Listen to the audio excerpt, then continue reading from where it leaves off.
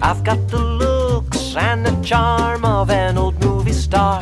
Cary Grant, if you will, so I find it bizarre that this girl should refuse to step into my car. She must be shy, she'll come around, it's just a matter of time. Aurora, Aurora, Aurora. Hey there, movie fans, and welcome back to Screen Snark, a show dedicated to the movies that are in our eyes, on our minds, and in our hearts. I am Rachel Quirky Shank. I'm Matt, a.k.a. Stormageddon. I just wanted to sing it this time. You know, it felt right. Of course. I had like a hellish commute to get here, and so I'm I apologize. all of my negative energy, I'm just gonna fling it away into a really positive opening. You do live in Middle Earth from here, might as well, at least from here. I mean, yeah. As the crow flies, not very far at all, but as the train... There's no straight line. As the train flies, it doesn't. It sneaks. It decides to go when it wants to. The train is like a cat, and that cat is lazy as fuck. Yeah, and if you don't live in New York, you have no idea what we're talking about. Although I imagine other cities have shitty train systems, but I feel like New York is a special breed. Yeah. Yes. Yeah, because ours is so old and hasn't been fixed. Even though we're paying for them to fix it. Well, this is a podcast about movies, not about the broken infrastructure of the city we call home. Before we get any further, I want to introduce our guest, Amy Leland. Who commuted from 2 flights of stairs away. Yeah, Amazing. who lives in my building. Amy is a writer, director, and video editor. I've had on my interview podcast before. Amy, thank you for joining us. Thank you so much, Amy. My pleasure. Welcome. It's about screens and it's about snark. You're kind of right in my sweet Wheelhouse, spot. So. yeah, that's true. Right in that lane. Seems I so speak unlike fluent you. snark, Yeah, so oh, I'm aware. I'm aware. And so, of course, we will talk a little bit more about Amy, but first we shall get into what we have seen. Yes. So we don't rant about the New York transportation system Which forever. I could. Which we could, We yeah. all could. And so I'll start as I always do. I was a little desperate to pick a movie this morning because me and my spouse were going to watch Murder on the Orient Express because we have a copy. Oh, the new one. The new old one. No, the new one. The new one, okay. Mostly because I'll watch anything Leslie Odom Jr.'s in. Yeah. Yes. But we hadn't gotten a chance to. So I was like, all right, well, let me pull up HBO and see what current movies I forgot about that I really wanted to watch. And I found a gem, a cinematic masterpiece. Okay. That is Rampage, the movie. Oh! Dwayne "The Rock" Johnson stars monkey in and a wolf. movie. So bringing my worlds together for those who don't know and those who do, my other podcasts on Certain Point of View are video game podcasts. And I haven't really talked video game movies on this show that much. No. And I had forgotten Rampage exists. So for those who don't know, Rampage was a console and arcade game about 3 giant monsters that wrecked buildings. It was like Godzilla the video game. And there was Lizzie the Lizard, Ralph the Giant Wolf, and George the Monkey. And, there was no story to this game. It was literally mutated creatures that smashed buildings, and you got more points for the buildings you leveled and the tanks you smashed and fighting the other monsters. So essentially you would go on a rampage. Yes. And so the game, again, no narrative. So when they announced they were going to make a movie based on it, I was like, all right, if you're going to make a movie about a video game, take something that has no narrative and give it a narrative, because then you can actually write a good story. And shockingly, the movie was actually a lot of fun. And fairly heartfelt. So Dwayne "The Rock" Johnson plays a, not an apologist, I can't remember. Primatologist. He plays a primatologist who also used to be a Navy SEAL and foot poachers. Of course. Because, of course, The Rock would. But He was also an ancient god who lassoed the sun. I mean, why not? And the basic narrative of the movie is he helps run this, I think it's the San Diego zoo enclosure. I can't even remember where anything takes place at this point, but he's very close with the ape enclosure, especially George, who is an albino monkey that you find out later he rescued. And, the movie starts with him giving a tour to students, monkeys attacking, and then him having sign language dialogue with George, the albino ape, because the ape thought it would be funny to scare one of the new students. And they have an exchange. It's really fun and silly. He flips the monkey flips Dwayne "The Rock" Johnson off. It's just, it has heart and it's very silly. And then from there, the plot gets really blown out. there's this weird space station that explodes, and 3 individual canisters of some secret project land in different places. Of course, one of them lands in the ape enclosure. And the long and short of it is, a science experiment gone wrong makes 3 animals on different parts of the globe, although you think it's only 2 for a while, grow rapidly, change, and become more inexplicably aggressive. And so the movie is mostly The Rock trying to figure out why this is happening to George, who's genuinely a friendly ape that he's known for a long time and is very close with, and then things just spiral out of control. There's a giant wolf that takes out a elite team that's supposed to bring it in, and like there's this corporation trying to sweep everything under the rug, and it's just the story on paper should make no sense. It should be ridiculous nonsense, but the cast is so much fun that I couldn't help but love it. I mean, Jeffrey Dean Morgan is in it and plays a literal cowboy in the sense that he's a other government agent, like, you know, one of the hush-hush secret agencies, but he walks around with his badge on his belt and like a pearl-handled handgun, talking with a drawl. He starts out as the bad guy that gets won over by the good guys and ends up helping them. Like, it's a lot of ridiculous character actor casting that is so fun, and everyone knows they're in a Rampage movie. Let's go big or go home. And most of the performances are just so ridiculous that I couldn't help but have fun. You know, it's not an award-winning movie. It's not, you know, the best movie I've ever seen, but I had fun watching it.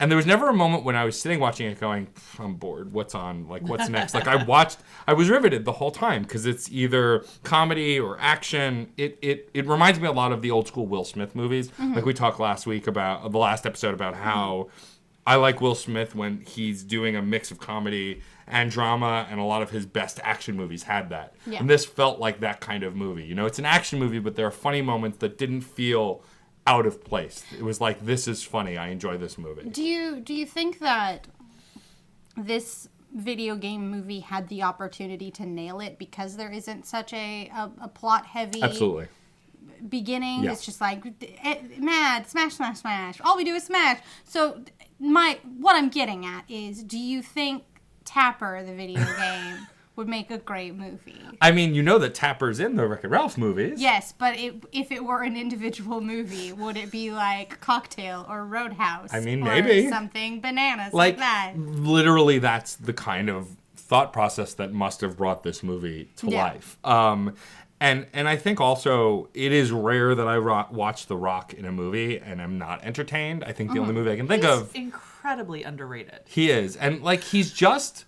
fun, and like you could rely on him being physical and being, you know, a badass action star, but most of his roles involve comedy too, and he does a good job. I haven't watched the new Jumanji yet, but I want to, and I haven't seen Skyscraper yet, but I actually want to watch it because he's the lead in it. Yeah. But yeah, absolutely, Rampage benefits from the fact that there's no real story. I mean, I'm guessing the general story of the game was the same kind of thing, like a science experiment goes wrong, these monsters are created, and they destroy stuff. But one of my favorite moments in the movie is Jeffrey Dean Morgan's character has captured George, the ape, to try and like bring him in, and so they can experiment on him. And he's also hand-tied the female scientist played by Naomi Harris and The Rock's character. And like he's talking about how this ape isn't the only one. There's also a giant wolf running through the woods, and he shows video footage of it and goes, and then weirdos on the internet have named him Ralph. Like, they just throw that in there because the character in the game's name was Ralph, so they make a joke about it, and that's just completely in passing. That has no reason to be there other than his fan service. I think the reason, like, and I don't even know how it did in the box office. I feel like it didn't do well, to my knowledge.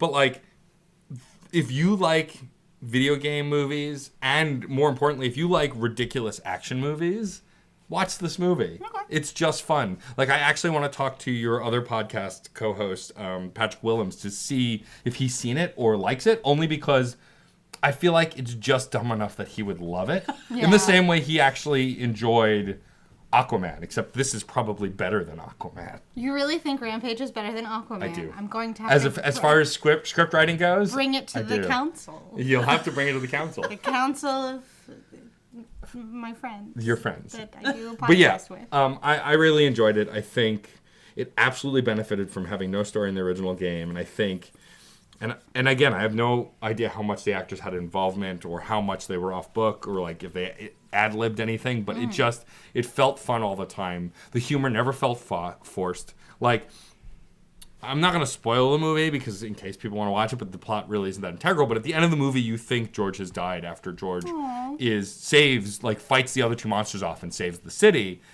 George is lying against the building, dead, and then like The Rock is sort of looking at her, and she like opens her eye, and he goes, "I saw you move. I saw your eye open. Are you playing dead?" And then the monkey just sits up and starts laughing and like pointing, and then flips him off, like playing dead. That's awesome. It's just stupid and fun. Yeah, I would say how 3-word review for Rampage the movie. Yeah. And it can't be Rampage the movie. No, because that's cheating. I love George.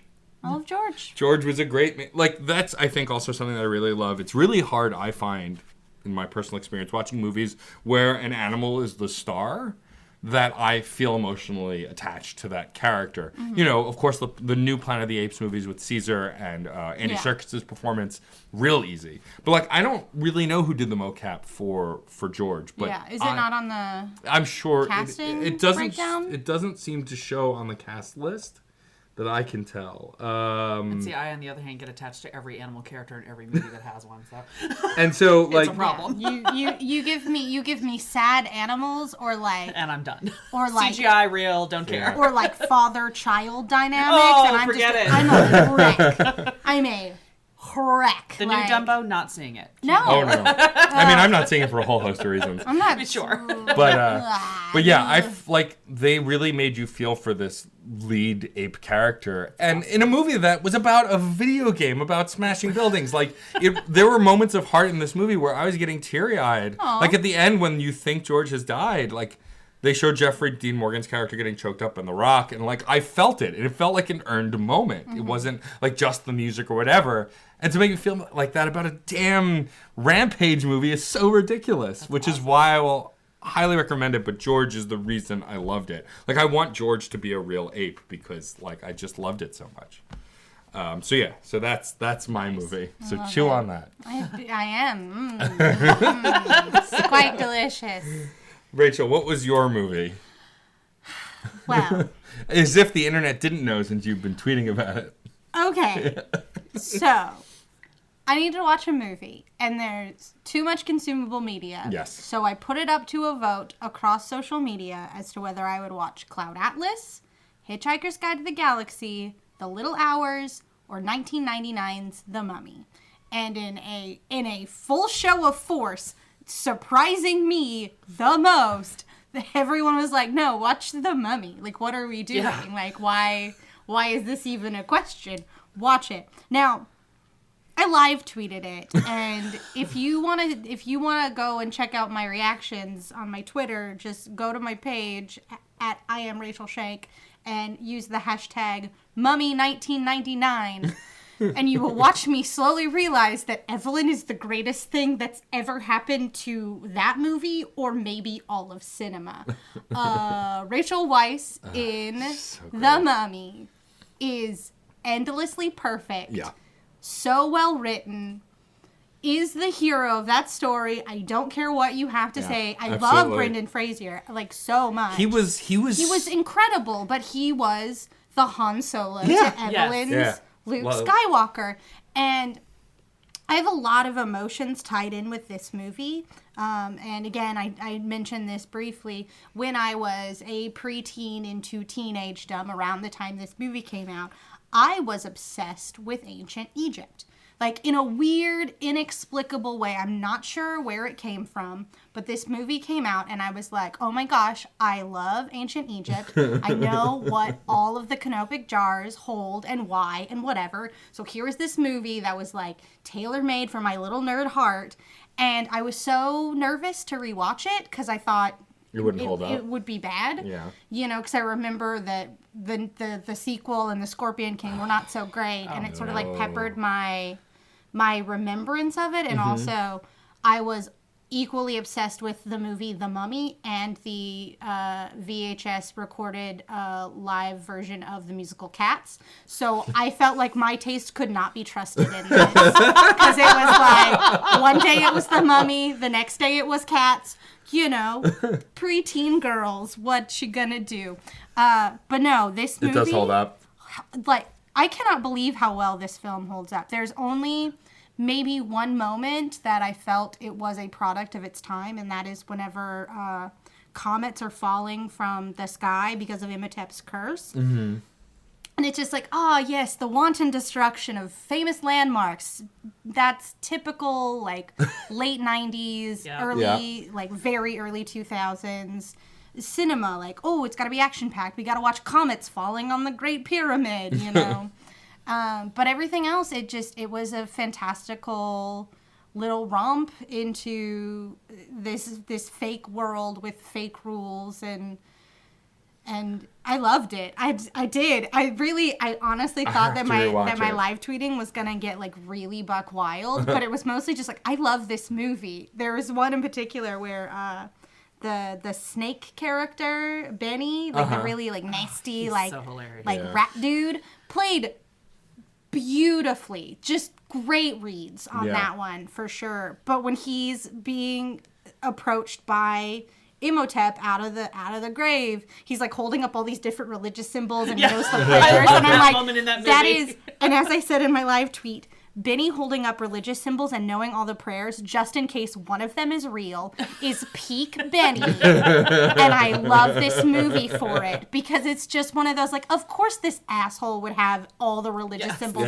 dangled around his neck. He's like, you never know which one's gonna be real or which one's gonna get me out of a scrape.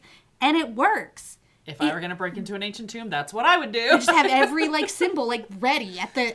But I think Benny just has them all the time. Like, I don't think it was he's going to ancient Egyptian graves and stuff. He's just like, no, I'm going to the supermarket. I don't know, maybe I can get something out of it. Here's my cross. Like, I loved it. It's so fun and so engaging and really timeless in a way I was not expecting. Yeah, I was always leery because that was that time period, like, Hollywood really thought Brendan Fraser was the next action star. Mm-hmm. And he didn't really do a ton of action movies. He became the lead for the Mummy movies. I think did 3 of them. Because the Scorpion King kind of doesn't count because he's not really in it. It's a flashback. But, like, he was going to be the next big action star and then didn't. Like, he still did a ton of movies. Why he didn't, though, right? No. He dropped out of the business after being sexually assaulted. Oh. And has only recently started talking about that. So, that's one of the reasons. Like, The Mummy is one of the... You know those movies that if you're in the middle of the night, you're bored and flipping through channels? The Mummy is one of those, I'm not going to bed now. Yeah, well, I'll just sit and watch it. I probably watched it 4 or 5 times because he is so good. Yeah, he is one of those. I didn't know that. And I'm really hoping that now that he's talking about it, he might actually come back into the business. I hope so too. Well, isn't he in something? I thought I saw that he's going to be in a movie that's coming out. I forget what it was, but I saw him. He's coming. Yeah, that would be great. I mean, I loved him in everything. My favorite, like, and this is TV related, but I'm obsessed with the show Scrubs, as many people know. And he played Jordan, Dr. Cox's wife and ex-wife, his brother, who passed away during the show, the character. Spoilers for Scrubs. But he was so good. But he's so good in the show. I want to cry thinking about that episode. But he was so good. He was in like 3 episodes and just played this goofy, lovable character. Yeah. And that was him in most of the movies he was ever in. He played this goofy, lovable character. Like, who are you talking to? And it's I know. My whole heart. But I loved The Mummy. I think I saw the first 2 movies in the theater. Good. It's funny too. Recently, I fell in love with John Hannah, who's in that. He plays like the cowardly character, that archetype.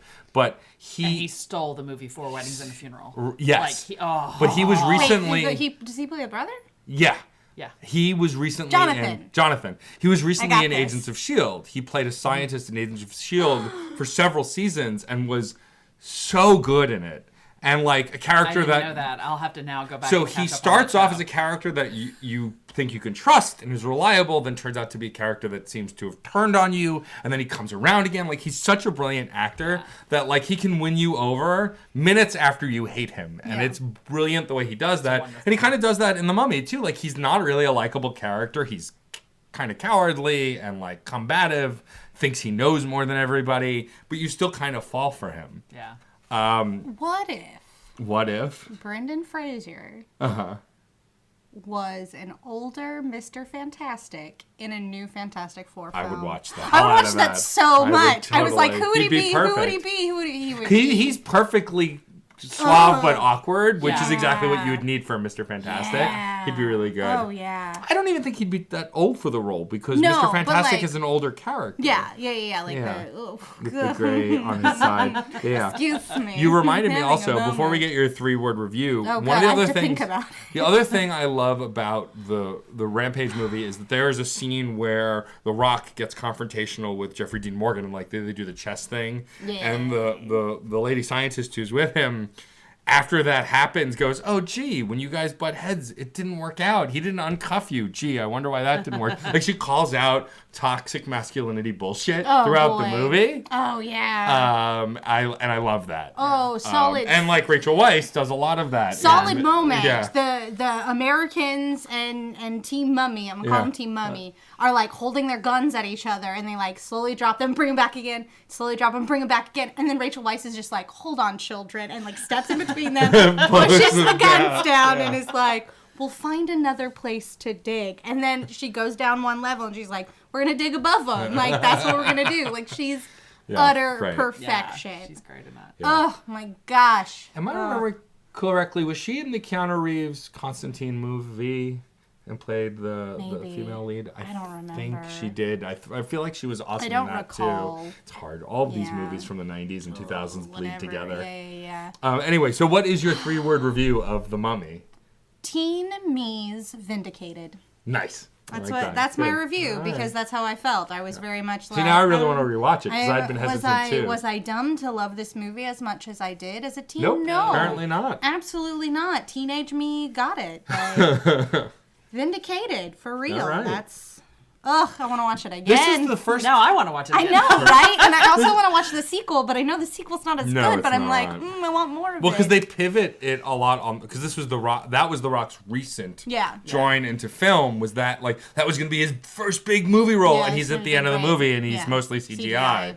Yeah. I remember being Yeah. really disappointed seeing that in the theater. Hello, welcome to a podcast where I use my mouth words to say things. In The Scorpion King, isn't there a funny goof where they're in the desert and someone's like, horses are faster, and then The Rock goes, well, camels are smarter. Is that in that movie? Because I thought Maybe? that I don't joke remember. was in The Mummy, but it's not in The Mummy. It might be. I don't remember, to be honest. But yeah, Team Evelyn, hashtag Team Evelyn for days. You didn't for see my it, whole listeners, life. but Rachel did the finger Did the version finger of hashtag. 'Cause I'm hip. All right. Yeah. We watched the same kind of movie this week. Yeah, We action usually don't do that. adventure, Yeah. You know, Slash comedy. big Lighthearted big, action big adventure. action set pieces. You know, So now we move on to And you, now Amy. for something completely different. I'm so excited. I watched nothing at all. But before I tell you about the last movie I watched, since you loved Rachel Weisz so much in that movie, gosh, yes. make sure you see The Favorite if you haven't Oh, I seen it need yet. to so much. Oh, is it good? I haven't seen it yet. Dangerous Liaisons aspired to be the twisted movie that The Favorite is. Ooh, interesting. in my like weird headcanon, just based on like what I've seen for marketing and like hearsay from people that I've seen it, I feel like it's Mean Girls in like old-timey England. A little bit. It's way too twisted for me to say that that's what that. But Okay. Yeah. And the funny thing was, I actually watched The Favorite and Roma the same night, which was Really? a real What mind-bending. a- Yeah. Wow. But she's phenomenal in that she's movie. amazing in She's amazing in everything everything. Yeah, I've that's true. seen her in. But I sweat her so bad in The Mummy. Yeah. And like just like Well, ugh. because she's also designed like the way she carries Perfect. herself and dresses herself in the Mummy, she's designed to be like the sex symbol, like sexy female lead, but she doesn't play it that way. No. She plays it as a badass action hero and she gets who drunk just and happens she to goes, also look I am gorgeous. proud of what I am. Yeah, just brilliant. I am a librarian, and it's like, oh, shower me with all of this. Yeah. Oh, anyway, I'm so sorry. So I watched two movies this afternoon. I'm in the middle every year before the Oscars. I try to watch everything nominated for a major category. So all of the Best Picture nominees, and then directing, acting, writing categories, which actually get you most of the other categories too. And I'm finished with all the Best Picture category, and now I'm kind of getting into all the remaining films. And so this afternoon I watched Can You Ever Forgive Me, and then The Wife. Oh, all right. So technically, I guess the last movie I watched was The Wife by about an hour and a half. Not an action movie at all. It is an absolutely hard movie to watch. Yeah. It is Glenn Close at possibly her best. I'm not sure I've ever seen her better. And that's saying a lot. Considering I can't think of a time I've seen her not be great. Yeah. And she does it all so simply. Like most of the best moments of that film are just shots of her very still face and some minor thing crossing across it that makes your entire world blow up because of what she's just put across her face. I mean, it's so good. And it's a very hard movie to watch, but very, very, very good. And Christian Slater is in it, and I didn't know that when I sat down to watch it, and he's a joy to watch. I always love being surprised by Christian Slater. We should being all, a like thing. life Because should he's just come a involve being long surprised way by Christian too Slater. from like Yeah. Broken Arrow, Yeah, which he's is a movie just- I remember him for. He's well, and he was of course one of I'm a kid of the '80s, so he's one of my teen idol people. Yeah, and, sure. But he's really good, and Jonathan Pryce plays Glenn Close's husband, and he's phenomenal, but also really difficult to watch. And then what's fascinating is their son is actually played by Jeremy Irons' son. Whoa. Which is neat casting. I didn't even know Jeremy Irons' son was an actor. I didn't either until I was watching this movie, and during the credits, I'm like, Irons, any relation? And yes, as a matter Well, of and he fact. can't even be that young, right? He's got to be a teenager. Right? No, like 30s. 30s. Oh, At least. even older, Yeah. Because Jeremy Irons is no spring chicken. Yeah, this still is- brilliant, but not yeah. a spring chicken. No. So, and Jeremy Irons is the same age as like Glenn Close and Oh, that's Jonathan right. Pryce. Yeah, so yeah. this so appropriate to be their son. Yeah. It was such a good movie. Now, I will say it's interesting. Of all the movies on my list of movies to watch, it's one of those where the only thing it is nominated for is Glenn Close for Best Actress, for Lead Actress. And that kind of makes sense. The entire movie is her. Yeah. It's let's watch Glenn Close give an acting seminar for 2 hours. Right. And it's phenomenal. Nice. Phenomenal. And I don't have as many fun anecdotes to tell about it because That's it doesn't all right. involve rampaging monkeys or mummies or... It's all right. Okay. I think So that might have added an interesting twist to this particular film, as a matter of fact. But it's... And a CGI monkey mummy punches Glenn Close in the face. Yeah. The wife. Although in this movie, she might have punched him. So Which would have it's funny been talking really about cool. Glenn Close. My brain always goes like she's been in so many movies, Yeah. many movies. But my brain, the first thing I think of her in is probably I think the first thing I remember seeing her in as a kid was the live action 101 Dalmatians movie. Never better. Because Never she's better, so Glenn Close. good as Cruella de Vil. Because also, who the hell else would play Cruella de Vil? Because She's making a meal of that scenery, oh my but God. she's doing such a good job of she's it. also Yeah. someone who, both as a dramatic actress, is phenomenal, but also even in non-dramas, just is such a cartoony actress when she wants to be and is so good at it. Like, she plays the head of the Nova Corps in the Guardians of the Galaxy Yep. movies. And, Yes. like, her Brilliant. turning up there, like, those scenes she was great in. And, like, seeing her, you're like, of course she's doing this role. She's Yeah. great at this. Yeah. But I would have never picked her to do that role. But she was phenomenal in it and just as convincing in that role as in anything else. Yeah. Well, Which this I- is totally different from that. I would imagine I so. can only imagine. But like, I just can't help but picture her as Cruella de Vil because I remember her so vividly in that movie. That's Yeah. how I Even feel though- about Hugh Laurie. Like, the first time I saw Hugh Yeah. Laurie was one of the henchmen in Yeah. 101. Yeah, Now it's like, oh, okay. he's been There in you like are. 1,000 other things. Yeah. What would be your 3-word review for The Wife? I have two of them. Okay. The first one is, God dang, Glenn Close. The second one is Behind Every Man. Behind Every Man. Good. Yeah. I like that. Put that one on the Discord case. It's definitely worth seeing. And the other one I saw today, if you get a chance, Can You Ever Forgive Me, is also Melissa McCarthy is becoming such a surprise to me. And it's one of those great movies. I know I'm not supposed to talk about 2 movies, but It's okay. It's okay. I could. There are no rules. Yeah, technically, I did. mine had no monkeys, so I get a little extra. But Can You Ever Forgive Me is one of those movies where the 2 lead characters, neither of them are at all sympathetic. Yeah. They're not particularly likable. And yet it's just a wonderful movie where by the end of it you do kind of care about them, and it's one of those kind of movies. So it's really, I recommend that one too. I really think McCarthy has that stunning ability to play lovable asshole. Yeah. Like, in a great way. She's done it a bunch. But Yeah. also, like, Melissa McCarthy was an actress that at first I looked at and went, meh. Like, you like, because of course she was in, what was the sitcom she was in for a long But it's how she's time? being cast. And Right. Not how, Well, that's what I'm saying. And, like, so she was in... Molly? Mike and Mike Molly. and Molly. And, like, I liked that show. I thought it was cute, like all the other shows like it at the time, Your King of Queens and that kind of thing. But when she was on that, I was just like, she's okay. But that had nothing to do with her. Because then as soon as I saw her in other movies, I was like, oh, you're really good. Like, so I still haven't seen the new Ghostbusters movie. Wherever it fits in the canon. I know. It's okay. My nerd card should be returned to me. No, it's I'm not even a nerd, and I think that's true. But like, and it's not because I didn't want to. It was just literally came out in a year where I could barely keep up with the nerdy properties that were coming out, and I still want to see it. Well, she's phenomenal. But like, she's the reason I wanted to see it Yeah. because I like all the other actresses in it, and I'm sure they were great. But like, she's the reason I wanted to see it, and I will at some point get to see it. You absolutely should. But like, she was also in a spy movie that I never got to see. It's called Spy. Oh yeah, it was called Spy with Jason Statham. Very good. That I really wanted to see because Yeah. the trailers looked really great. Yeah, I was actually, oddly enough, watching I was like on Facebook, and Facebook will give you videos and junk, and it was a clip from, I imagine it was This Is 40, because it was like Paul Rudd and, Judy Greer? Yeah. Judy Greer? Is that Judy Greer? No, it's not. It's not her. It's okay. It's fine. But Melissa McCarthy plays another parent, and like she's just playing this piece of shit woman who's just like screaming at Paul Rudd about Paul Rudd's wife yelling at her son,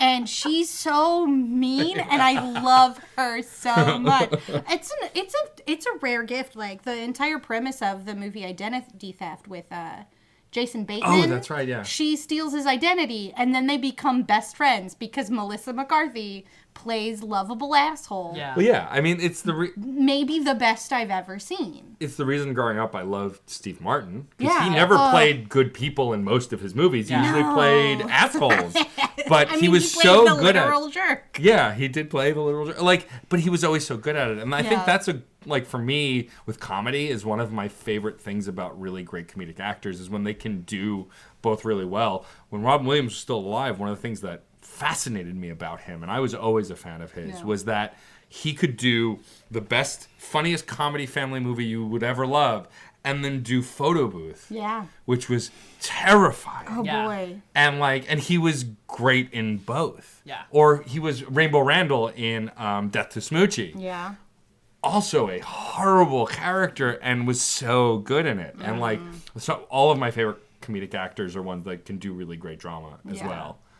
And the really fun thing about the pair of movies that I saw together this afternoon is they're both movies where they're among the lead actress nominees. And what I loved about watching those back to back was realizing that even though as of right now Glenn Close has my vote hands down, Melissa McCarthy holds her own. Yeah. And That's definitely awesome. deserves the nomination and deserves to be there. And that's really... That's awesome. That's amazing. So watching those back to back, I was glad I got a chance to see that. But So I want to ask, since you are a director and you work within and around the film industry, how does Oscar season weigh on you? Yeah. It sounds like you take it fairly seriously because you try and watch all the movies. It's funny. So I'm one of those people that has a very love-hate thing with the whole Oscars awards season It's 2019. thing. Everyone should probably hate the Oscars a little so bit. I am somebody who didn't even figure out I wanted to be a filmmaker until I was in my 30s. So I came to it very late. And I didn't even figure out I wanted to be a professional artist until I was halfway through college. And yet I have very clear memories of, as a kid, watching the Oscars every year with my mom. And I had very short hair as a kid before growing that long and now having it short again. And I would like take my towel and wrap it around to make the turban so I felt like I had long hair. And I would use my hairbrush as my microphone and give Oscar acceptance speeches in my mirror as a kid. Even though I had no intention of going into the movies as a kid. And I remember when I finally told my mom, I'm going to be a filmmaker. She's like, duh. She knew. I was like, yeah, I finally figured it out. But we always knew, sweetie. But so I've always been inspired by the let's celebrate the movies aspect of it. And to this day, I still love that aspect of it. As I've become a member of the industry, I'm less enamored with the competition part of it. Right. I don't like the idea of movies competing. And especially because like this is, you know, the more aware of it I become, the more aware I am of, there's all these great movies nominated, but there are all these amazing movies that were ignored, largely directed by women. Yes. You know, so there's that whole aspect of it. But part of why I take it seriously is less about who wins and more about that every year if I take the list of Oscar nominees and make a goal of seeing that set of films. So this year it's 14 movies that get you all the major categories. Right. Yeah.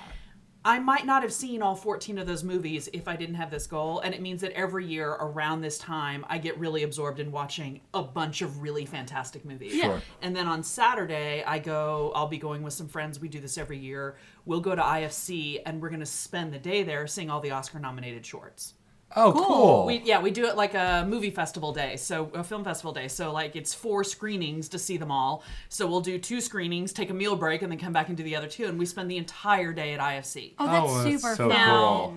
Do I really care which one of them wins the award? I'll be happy for whoever it is. Yeah. But if it were not for Oscar season, I wouldn't see probably any of those movies. Yeah. And so that's for me the part that I take really seriously is, okay, great, this is a time of year we're celebrating the best of Hollywood, not necessarily film, but we're celebrating the best of Hollywood right now, and it's fun. Yeah. And you see a bunch of great movies, and then there are all the controversies that you can get all ranty about, and gosh, I love a good rant, and you know, so it's fun.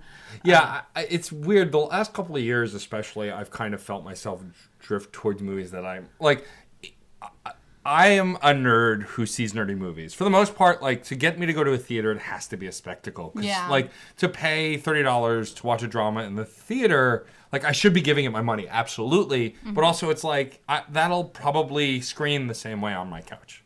Whereas, like, something with a ton of special effects or possibly 3D or really great sound design, that'll feel different in a theater. Yeah. Absolutely. But that said, like, especially... I'm a filmmaker, and that's mostly how I do it. And but within the last couple of years, like, I remember the year that Hidden Figures and Moonlight came out, I wouldn't have gone to see them in the theater or on my own.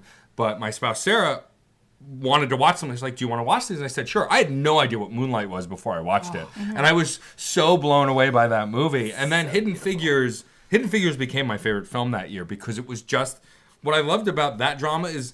I like dramas that will have... on you. It was a nerd movie. It was, but also... Really nerd. I like movies that... I like dramas that have moments of levity. Yeah. And not a lot of really intense serious dramas do, but Hidden Figures did. Like, I mean, I love Mashallah Ali, period. Like, he's phenomenal. But there's a scene between him and, I believe... Not Janelle Monáe. I think it was one of the other... It was the other lead. Yeah, exactly. Octavia Spencer. No. I'm having one of the those one brain other moments. name that I can't remember. Internet is screaming at At us. us. Yeah. Yeah, That's sorry. okay. I do this know all her the name. time. I can picture her. She's in at least Empire. At least it's not just me. Yeah. But they have a conversation and they're talking, and he puts his foot in his mouth. Yes. And it's such a beautifully comedic real life moment. Yeah. That, like, I love stuff like that. It's like we've talked about the Us trailer several times now on this show. I cannot wait, but my favorite... You all need to see it and tell me if I can handle it, because I think it's too terrifying for me. Did you see Get Out? I did. Okay. I waited a long time to see it, because I was afraid it would be too terrifying for me, and it almost was. I typically can't watch horror movies, but I was able to watch Get Out, so I feel like Us will be a similar vein. But like, the scene when they're in the car... singing the rap song, and the kids go, "Oh, but isn't this about drugs?" He's like, "Yeah, but it's a great," like, and just trying to bring their kids through this logic of, but it's a classic, even though it's about, gang warfare or drugs or whatever. Like, I have those kind of dialogues with myself and other people about classic songs all the time, because even if the content could be questionable. The song might still be catchy or worth listening to. Yeah. It was just such a real life fun moment. Right. In the midst of this terrifying horror trailer. Yeah.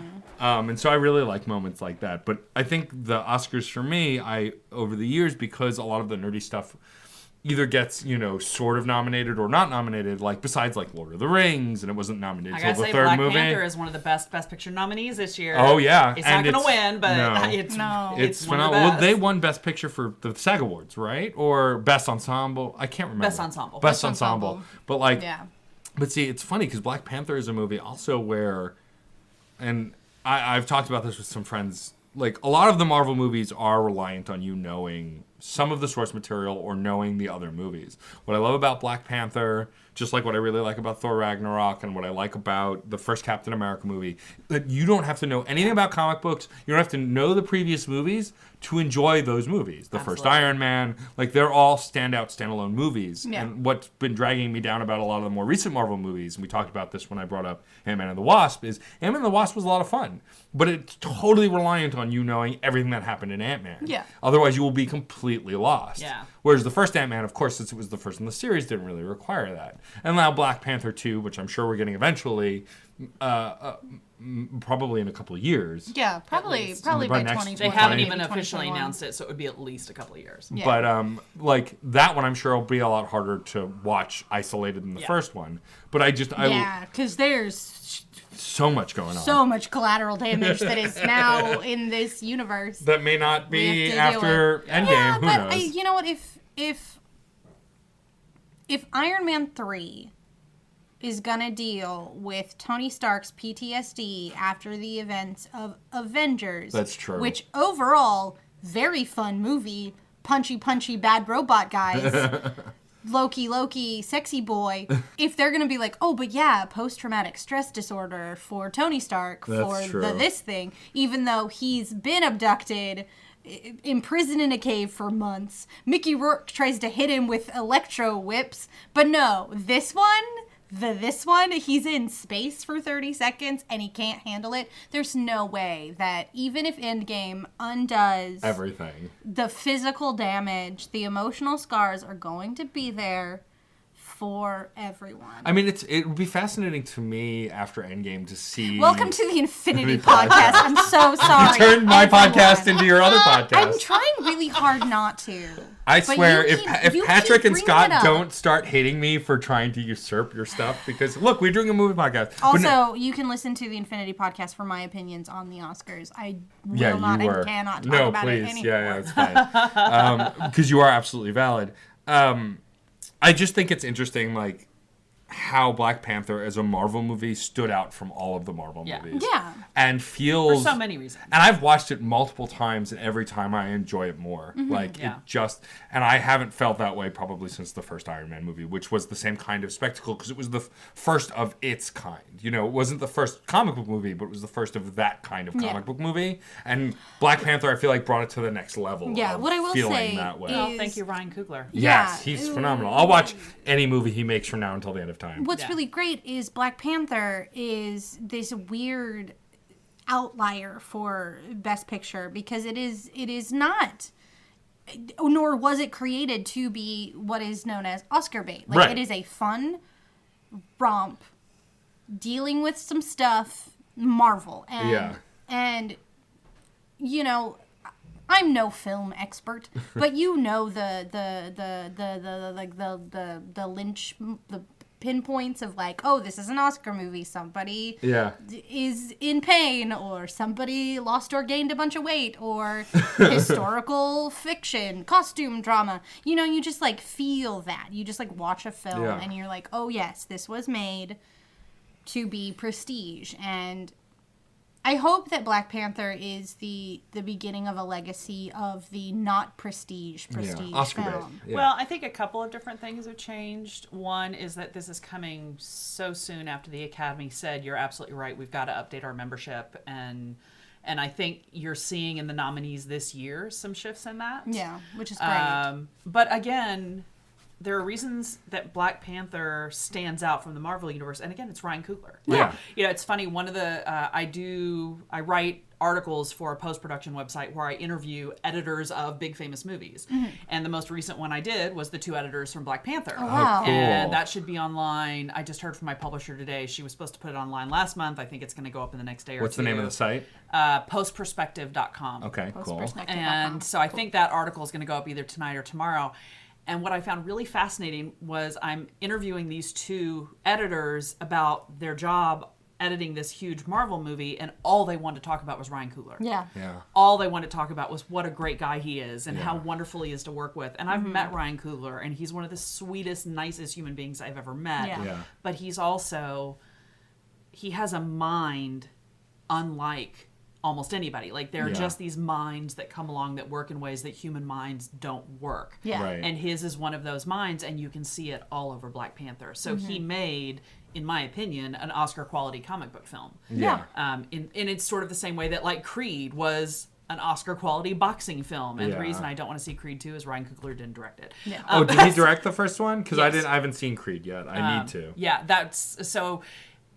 Not only do you want to watch everything that Ryan Coogler ever directs, you want to watch everything where Ryan Coogler and Michael B. Jordan ever worked together, because Fruitvale Station, then Creed, then Black Panther. Can we talk about how Michael B. Jordan went Love from him. almost ended up a one-note character actor in 2 or 3 different teen movies, and then leaps past it with performances like Creed and Black Panther. But like the first with The Wire. Yeah. Well, but the first major motion pictures he were in were all of these weird teen-directed or college-age dramas about bullshit that students deal with, or like the really awful Fantastic Four movie that I still haven't seen. Like, and it could have slowed him down or stopped him, and instead he just blew past it. He's like, all right, those didn't work. Well, let's move on. And like, now he's just a phenomenon. I mean, I honestly think a big part of that was meeting Ryan Coogler. I'm because sure. where Must he have. his first really huge, critically acclaimed role was Fruitvale Station, which started as Ryan Coogler's master's thesis. Wow. So I think that was a big turning point for Michael B. Jordan, and the 2 of them were like, "Oh, that worked. Let's just stick together. Let's just do that forever. Keep doing this." Yeah. Elevate one another And as best we can. I love it. I just absolutely love it. I actually want to go back to something you said a little while ago about seeing movies in the theater, because I want to throw out an argument for you guys and for your audience. Absolutely. For Please. a different way of looking at which movies you should see in the theater, because this has become one of my big passion topics. Okay. Absolutely, if something's a big spectacle movie, not only do I go see it in the theater, I go see it in the IMAX theater. Like, that's a big thing for me. But something that's changed for me in the last year because of a producer friend I talked to, it happened with Crazy Rich Asians, was where this changed for me. Was a friend of mine who is a Chinese-American film producer who lives in Austin, was very involved in a bunch of marketing events leading up to the opening weekend of Crazy Rich Asians. And one of his big things, so this is a shout out to Andrew Lee. Hey, Andrew. One of his big things was trying to get people to see Crazy Rich Asians opening weekend. Right. And the reason for that is that we are in a period right now where the studios are just starting to consider that maybe people who aren't white dudes can direct a movie, and that maybe stories about women or non-white dudes might be interesting to a wider maybe, I don't know, we're not sure yet, we're still thinking about it. And how they make those decisions is they look at how movies like that do in the box office, and the only thing they care about is opening weekend. It's the only thing they care about. So at the point when Crazy Rich Asians was about to come out, there were several movies waiting to hear if they would get greenlit by the studios that were Asian-driven films. And all of those things were waiting for the execs to go, how does that one do? Right. And so the opening weekend of Crazy Rich Asians, which broke all kinds of records in so many different ways, as a rom-com, as an all-Asian cast, all of these different reasons, opened doors for other movies. And so I've had people say to me, hey, Amy, what do I do if I want to support female directors? I want to support, more inclusive movies, more, widely told stories. And the answer is go see them in the theater opening weekend. Because that will tell people, oh, people care about these movies, we should actually give some money to them. Yeah. And it's sad that that's necessary, but that's where we are. Well, it's funny that you mentioned that, though, because I've started to do the opposite thing for movies that I don't want to see more of. Like, I purposely avoided Justice League in the theaters, avoided Suicide Squad in the theaters. I'm not going to see movies.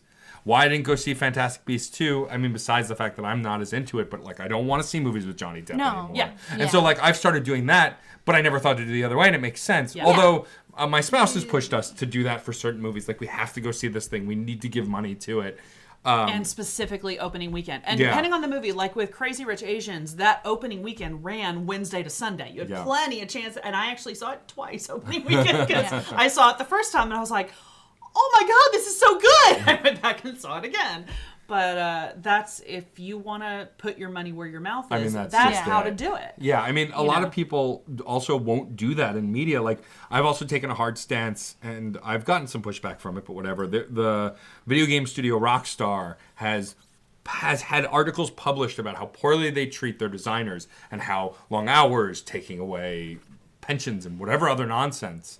And so I have refused to buy Red Dead Redemption 2, which is their latest game, which is a phenomenally made game that is winning awards, that your co-host is actually in. Scott Thomas is in the game. Like, we talked about that on my episode. Yeah, we put him in there. We put him in there. Hit him. He's in there. You gotta find him. But like Waldo. But I've gone on record on my video game podcast saying I won't buy this game, because if you keep buying these games but then saying you're outraged, nothing will change. Yeah. Right. They'll keep making these games. And it's not the first time Rockstar has been caught up in this stuff. When another game came out that really taxed the tech and the people, like, there were all of these articles about the horrible mistreatment of these employees, and nothing happened. And so I'm the same way now with movies that I don't think should be made anymore. I'm not going to see them. Yeah. Even if I'm morbidly curious now. Like, I've seen bad movies opening weekend because I have to see, is it really as bad as it looks?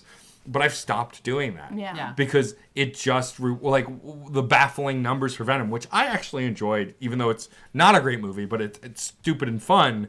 But, like, critics are baffled that it made so much money that it'd be stupid not to get a sequel, because it just did amazing, even though everyone is talking about how it's not a good movie. Or look at Aquaman, which a lot of people are like, it's not a well-written movie. The audience doesn't care what the critics think. Right. No. They don't. And They're going to go see what they think is fun. This will always tend back to an important conversation about why and how movies gain popularity. Yeah. It is all in the way they are marketed. Yeah. If you want to make a film that gets a lot of traction, make it seem like a movie that's going to be part of the conversation, like something that you as an adult in society should probably see and be a part of, so you can talk about it. Well, but again, it also goes back to the seeing things in the opening weekend that are not only movies you want to support, but movies of a type you want to support. Right. Yeah. Because by supporting Crazy Rich Asians, that also will help other Asian-driven films get marketing budgets. Yeah, Exactly. totally. You know, so it all feeds in together. That like how we spend our dollars makes a difference, and I think people are getting that more and more. Like, I remember Kevin Spacey actually put out a movie this last year. Did he really? And opening weekend, it made $12,000.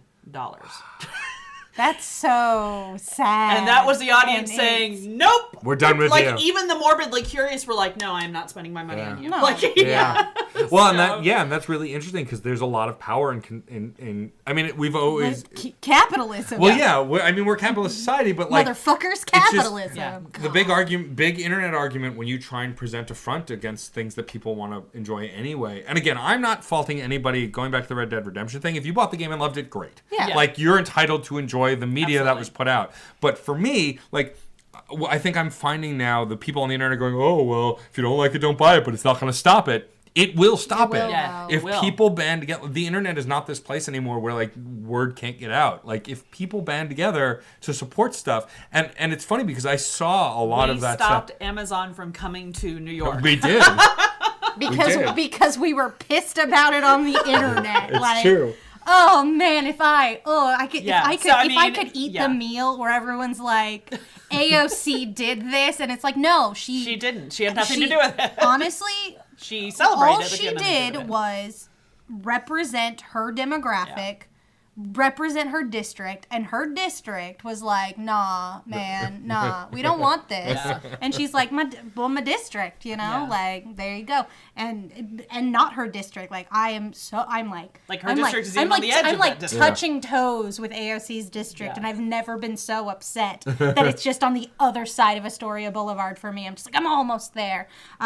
But yeah, no, like, as someone who lives in Astoria who was going to be dramatically affected by this, I didn't want it. Here we go. This is a podcast about film. Politics. but it is important. Like, you gotta speak with your mouth. You gotta speak with your wallet. Yeah. You gotta speak with your time. And what's great it's is important. I think that is starting to shift. I think people are starting to get now that they can speak up and say what they want, and I think movies are going to become more interesting for it. Yeah. And we'll see a wider range. And, you know, it also helps, like you were talking about earlier, there's so much media streaming. Yeah. That the availability of the media is there. So I think we're going to just see... we're going to see lots of really cool my things little anxious happening, ass is just like, but I can stay in my house and not see other people. Yeah. I think at the end of the day, also a lot of nerds on the internet have realized, oh, the really terrible people are really loud. We have to be louder. Yeah. Mm-hmm. Because, I mean, in the early days of the internet, like the running gag about YouTube was don't read the comments, which is still more or less true. Don't feed the trolls. And don't feed the trolls. And, like, it took me...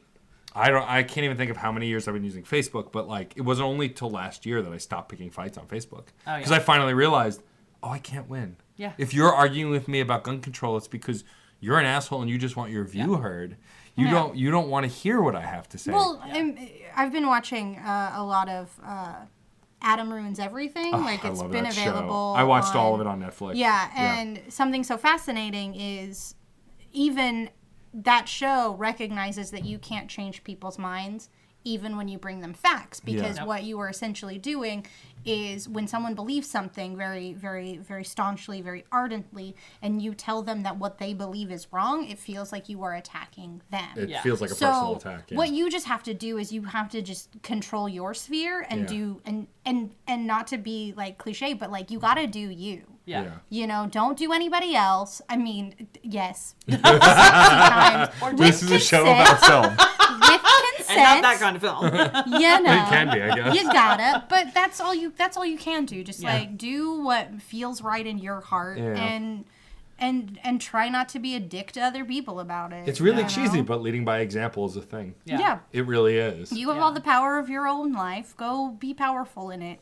Be empowered, listeners, to do what you want, even if it's shitty, I guess.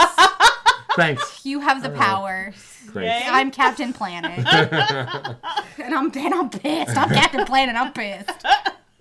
What have you done to me? Amy, Anyway. I have the power to turn every conversation Do you have a favorite movie of the Oscar related movies That you've seen so far? It's interesting. It's not a particularly strong year, in my opinion. Like, it's interesting. There are 8 Best Picture nominees. I think 4 of them are really good movies, and 4 of them are incredibly flawed. Yeah. I'm torn between Black Panther and Roma, which could not be more different. Yeah, very, totally. Very, very opposite. Black Panther is still something like I watched it again before doing the interview with the editors, and I just loved every second of it, and I want to watch it again and again and again. And then on the complete opposite end of the spectrum is Roma, which is just, one of the things that people have actually asked me, friends of mine who are not in the film industry have said, Amy, am I getting old or are movies getting fast and loud? And I say, no, movies are getting fast and loud. Yeah. Like, cutting styles have gotten faster, transition styles have gotten faster. And I find that when I see a movie that just lets itself be quiet and breathe, I just love it so much. And Roma is just this quiet, beautiful reflection on life. And it also takes place in a neighborhood in Mexico City where I spent quite a bit of time, and it made me nostalgic. And the title Roma is for the neighborhood Colonia Roma in Mexico City, where Alfonso Cuarón grew up. And that was the inspiration. So this whole movie was inspired by the housekeeper who basically raised him in Colonia Roma in Mexico City. And it's just this beautiful... Wow. Oh, it's such a beautiful film. That's awesome. It's really cool. And it's really neat that there's this woman who is the star who's never acted in a thing in her life. and is now a Best Actress nominee. Like, That's it's brilliant. just, There you you go. know. There you go, but Roma, it's doing really it up. beautifully done. I do have a question. The Oscars recently I started. love that I've become your Oscar week episode. This is yeah, great. why not? Why not? You're Sure, here, let's do it. Like, I don't. As much as I love friend of the podcast, Austin, I don't think he has opinions on the Oscars. He doesn't. I don't think so. No, like. Which is fine. This Yeah. will air, I think, after the Oscars, though. But That's all right. It's fine. That's fine. Listen, retrospective. Congratulations, Best Picture winner. Roma. No, sorry. You heard it here first. I'll put it in post. But with the Oscars having 10 slots and only awarding those 10 slots to 8 films, what 2 movies do you feel this year should have gotten those final 2 slots? I know you said it was a lackluster year for like Oscar bait movies, but I mean, of what you have seen. I mean, I would have to say Endgame, but I don't watch a lot of movies. Welcome to my podcast. Just in terms of, again, I wish there was something directed by a woman in there. I Yep. would have loved to have seen Can You Ever Forgive Me get in there. Yeah. I don't recall, but Spider-Verse it's a best animation, right? Best animation. Yeah. It's not in And Best Picture. it And won I the haven't SAG seen Award. it yet, but Yeah. I am going to see it. You need and to. I need to It's see it in a phenomenal. theater. I know that. Ooh, watch it with the rumble seats. It's very fun with the rumble seats. Oh. But I've been told not to watch it in 3D. by No, many, No, many it's people. a lot. It's Yeah, it's a very. lot. It doesn't need 3D. It's doing. I don't know. That's such a hard question to answer. Yeah. Only because, again, I have a hard time thinking of films as competing, and you Yeah. know what I Yeah. mean. So I would say there's a ton of movies out there that could have gotten the attention. Like, honestly, I kind of wish Crazy Rich Asians was in there because that's how much I just adore. I mean, that I don't movie. know why it this wasn't. year? Yeah, that was. Yeah. What Why- the fuck, Oscars? Are there What the fuck? never comedies in Best Picture? No. Almost never. Never. There have been. That seems like a but- flaw. Yep. No, and again, it probably isn't as direct as what you're saying. Is Right. there are certain points you have to hit to be an Oscar movie, but those things certainly do Effect. get Yeah. you the kind of attention. And I think there are a lot of people, like I have done a lot of acting, and I'll tell you, drama acting so much easier than comedy. Oh, yeah, my 'cause god! you, like, And a lot of people don't get that. when Yeah. you do comedy, you kind of also have to be a musician in your own right because you have to understand the musicality of a joke. Like, as an editor, comedy is harder. Yeah. I edited a feature that's a comedy 2 years ago, I guess now. And my first cut was all kinds of wrong. And the director's like, yeah, let's actually make the jokes work now, you know, because I do so much more drama than I do Right. comedy. And I had to really work on the timing of that. And he Yeah. had he was the writer and the director, and he really had a sense of the pacing that he wanted. And I totally missed it in the first pass. And that kind of stuff is really hard. So yes, absolutely, comedies do get nominated. And I think sometimes they have even won. Yeah. But it's unusual. You know, Get Out was unusual because usually horror films don't get nominated. It's very Yeah. rare. Although again, Silence of the Lambs won. Yeah. So Yeah. you know it's the Oscars do tend to drive toward a very specific type of and award-winning. And again, to bring it back to marketing, when you are crafting these films, if you are making a drama with so and so in this vehicle tailored for Yeah. the gold, you're going to allocate more of your funds to the marketing campaign for your consideration billboards and Yeah. screeners and all that, and I think Absolutely. that's really sad. Yeah. Well, and You you know. also end up with, studios do have to decide which things they're going to market. Exactly. Because they don't have unlimited resources. So there have been years where you'll see like a studio has several films that could be it, and you can see them throw their money behind one of the horses. Yeah. And then there's also political things that happen. Like Spike Lee has never before this year been nominated as Best Director. Which I can't Everybody believe take is that information in. like it's just bizarre. And it just doesn't make sense. So it is entirely possible that he will win Best Director this year, even if there are members of the Academy that don't think Black Klansman is his best work. Yeah. Now, I mean, think that's- Black Klansman was amazing. Yeah. But that's that happens a lot with the awards. Well, yeah, that's why Leo won. You know, Russell Crowe gets it for The Gladiator because he didn't get it for The Insider. Like, you get Right. those kinds of things. Well, that you guys happen. were talking about on the Infinity podcast, Leonardo DiCaprio won it for The Revenant, which is not because a good by movie. that point they thought if we don't get him an Oscar this year, he's going to kill himself in a movie. I hated The Revenant so much. A lot of people did, hated but he definitely won because of the legacy. You know who really deserved an award for The Revenant? The bear. The bear. Yeah, I think everybody. Yeah. agrees there. What a stellar performance. Yeah. So and By then and the snow. and then the bear in the snow. The other funny little detail about the Spike Lee thing that I love is that BlacKkKlansman is up this year, as is Green Book. And the last time that Spike Lee was arguably completely snubbed for a movie he should have won for was when Do the Right Thing didn't win anything the year that Driving Miss Daisy won Best Picture. Oh, wow. Wow. So if Green Book wins Best Picture this year, I'm going to have so many issues with that for so many, and that's going to be the biggest. 2019 is where I actually get tattooed somewhere on my body. What the fuck, the Oscars? Just like somewhere on my body. Like I won't tell you where, but I'm just gonna be like, just write what the fuck, the Oscars, just forever. Yeah.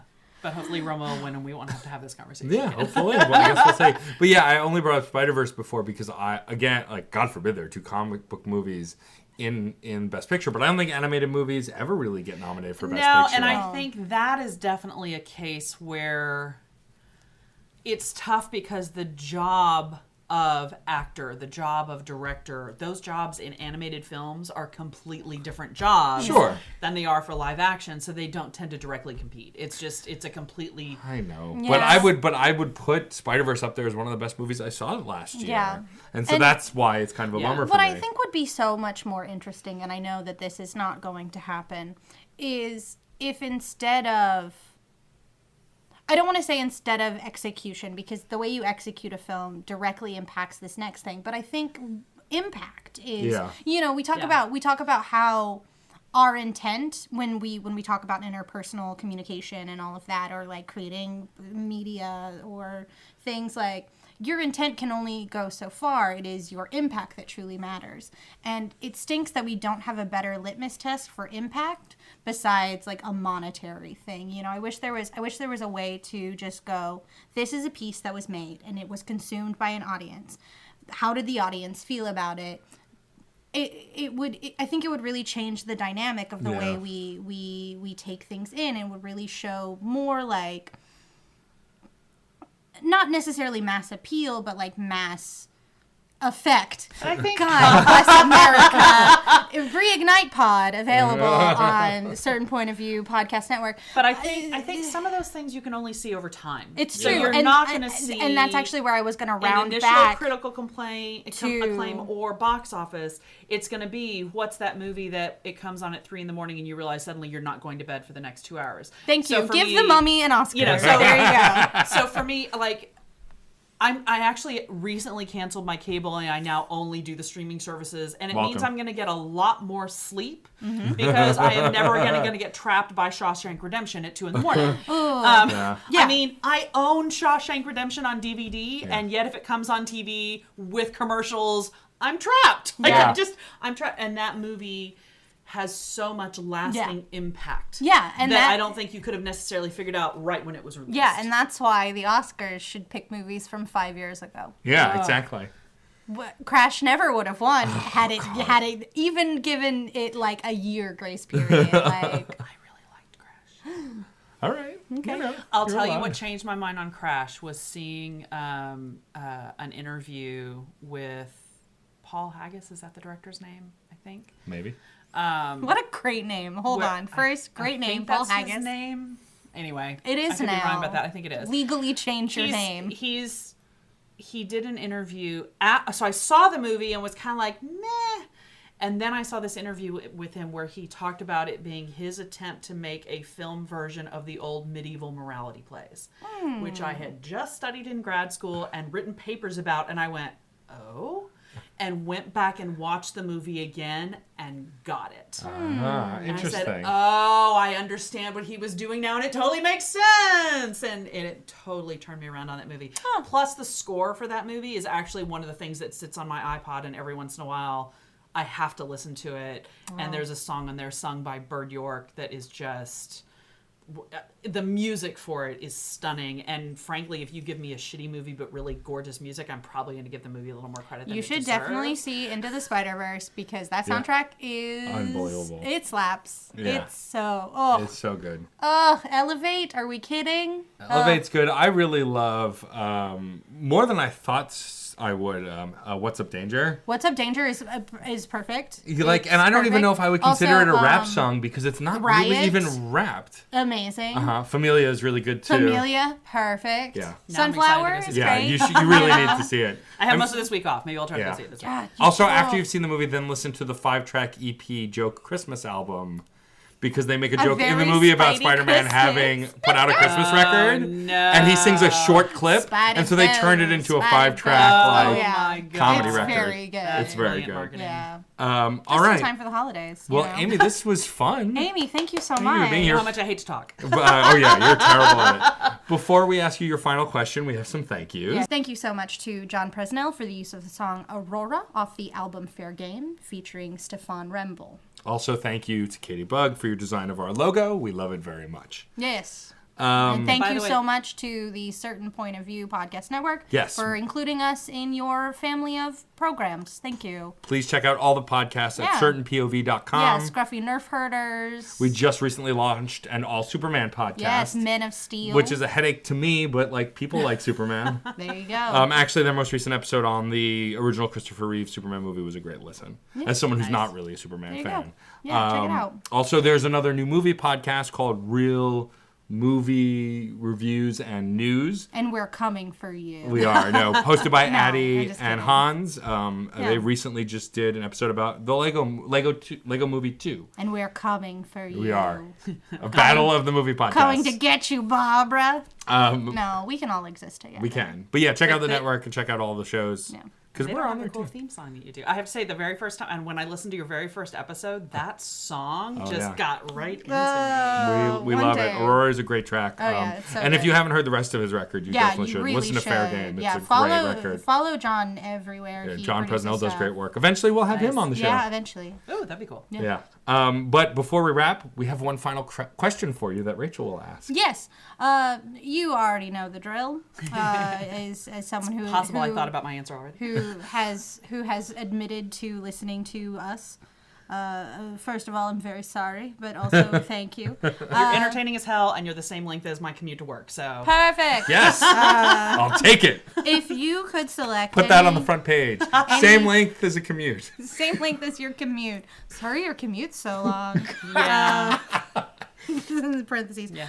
If you could choose any movie trope to be true in your everyday life, what movie trope would you choose? So anytime I am walking down the street having important thoughts, I would like the perfect song to come up that perfectly illustrates what I'm thinking and what I'm feeling to the world around me and just happens to match the rhythm that I'm walking. Oh, I love That's it. a good one. That's a very I like good that one. That's a good one. That's usually Also, how knowing I how much just, you love music. Like, Yeah, That's just how I perceive my world. Every time my headphones are on, I'm like, this is apparently that's- the soundtrack of my life. Yeah. You know? Yeah, and Exactly. I'm one of those people too that my tastes in music are not tied to genre or anything like that. They are mostly tied to if I could imagine your music being the soundtrack to a movie, especially if it could be the soundtrack to a movie I would make, I'm going to love your music no matter what. And so I'm always thinking about music as soundtrack to the world around me. Yeah, one of the great problems that I've always had in selecting music is how do I tell Pandora my mood? Yeah, Like, here's I know, my right? mood. That's why a lot of playlists I've made on Spotify are like my feels mix Yeah, or my it's like, anger mix. I want to because- listen to Flightless Bird, American Mouth by Iron and Wine,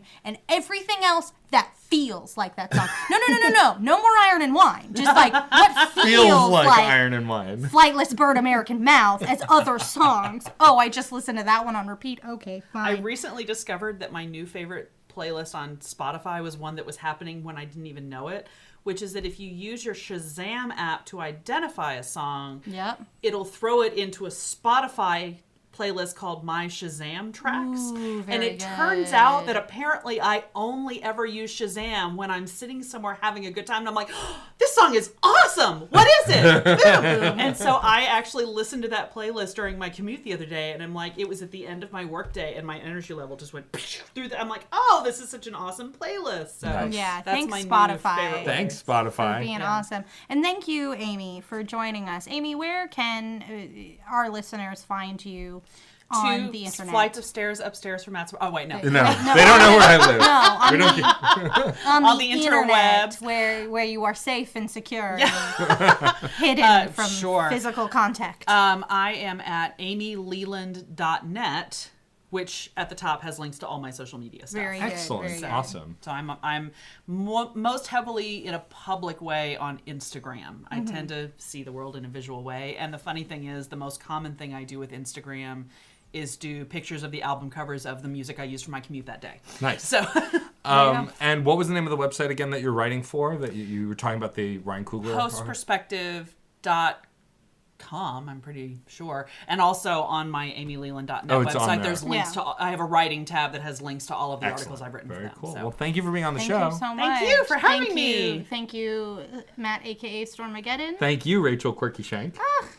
I like this thing where at the end we thank each other. I know. It's nice. Feels good. It's like we're real friends or something. We are. What?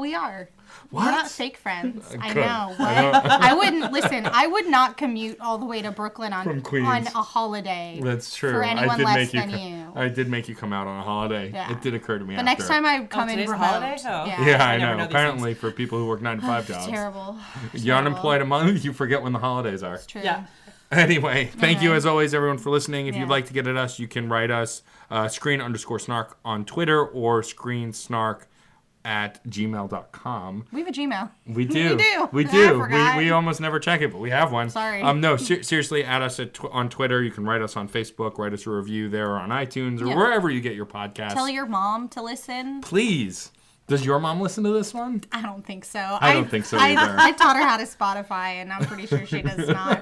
She probably just looks at like her computer, and there's a little like Spotify icon. And she's like, I don't know how to find it. I don't know. I love you, Mom, if you're listening, which you're not. Which you're not. I do though. But You're thank the you, best. everyone else who Thank is you. listening. And we'll see you at the movies.